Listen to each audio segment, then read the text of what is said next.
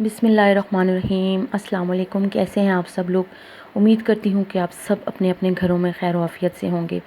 आज हम बना रहे हैं जी बहुत ही स्पेशल कढ़ाई, बीफ कढ़ाई बना रहे हैं हम। और ये ईद के लिए बहुत स्पेशल है। सब घरों में ईद पे कढ़ाई बनती है, खुश्क कढ़ाई भी बनती है और ये मटन कढ़ाई, बीफ कढ़ाई भी बनती है। सबसे पहले आपने क्या करना है, 1 किलो यहाँ पे मैंने लिया है बीफ।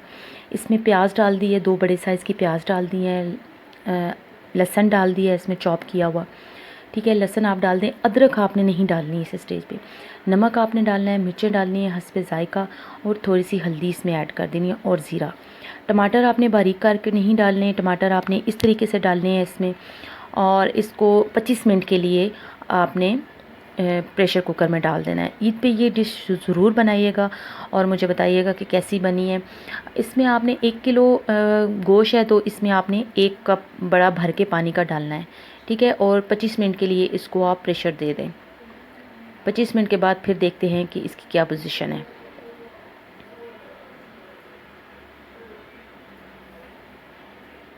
जी, अब ये देखें हमारी मटन बीफ जो है हमारा गल चुका है। और इसके टमाटर के जो छिलके हैं ये रिमूव कर दें आप, क्योंकि वैसे भी टमाटर के छिलके अच्छे नहीं होते सेहत के लिए और मैदे के लिए अच्छे नहीं होते।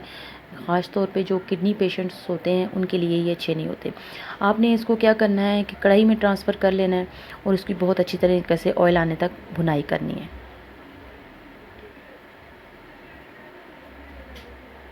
अब यहाँ पे इसका ऑयल ऊपर आ गया है। अब आपने इसमें जो इसका अपना ऑयल होता है वो इसका ऑयल ऊपर आ गया।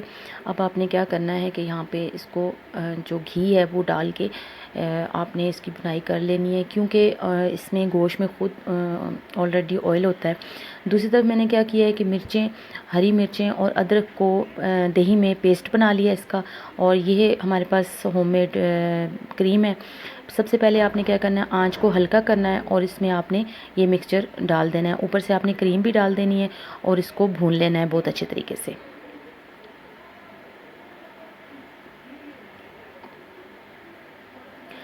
आपने क्या करना है कि आंच को फुल कर देना है और भुनाई मुसलसल इसकी करनी है। इसको आपने छोड़ना नहीं है, क्योंकि अगर आप छोड़ेंगे क्रीम भी फट जाएगी और दही जो आपने डाला है वो भी फट जाएगा और इसका अच्छा सा कलर नहीं आएगा। और यहाँ पे आपने क्या करना है जी, धनिया और ज़ीरा पाउडर आपने इसमें ऐड कर देना है। गरम मसाला थोड़ा सा ऐड कर देना है। यहाँ पे मैंने थोड़ा सा नमक और ऐड किया था, क्योंकि मुझे कम लग रहा था तो नमक मैंने यहाँ पे और ऐड किया है। मिर्चों की और नमक की क्वांटिटी जो है वो आप अपने हिसाब से इसमें ऐड कर सकते हैं। आप इसको तब तक भूनेंगी जब तक इसका जो ऑयल है वो ऊपर ना आ जाए और बहुत अच्छी सी इसकी भुनाई ना हो जाए। आपने इसको भूनते रहना है। ठीक है, इसको आपने छोड़ना नहीं है। ये 1 मिनट में पानी इसका खुश्क हो जाता है तेज़ आंच पे।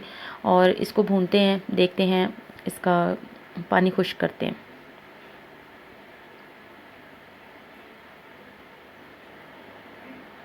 अल्हम्दुलिल्लाह ये देखें हमारी कढ़ाई का जो पानी था वो सारा खुश्क हो गया है और माशाल्लाह से कढ़ाई बहुत मज़े की बनी है। इसको डिश आउट करते हैं, फिर अब बनाते हैं। इसको थोड़ा सा आप ढक के दम पे रख दें। माशाल्लाह से देखें कढ़ाई का कलर बहुत प्यारा आया है। यहाँ पे आपने क्या करना है, आपने देखना है कढ़ाई तैयार होने का सबसे बड़ी निशानी ये होती है कि इसका जो ऑयल होता है वो सारा का सारा ऊपर आ जाता है। और इसको आप बहुत अच्छी सी डिश में निकालें और सब घर वालों को खिलाएं। बहुत मज़े की ये कढ़ाई बनी है।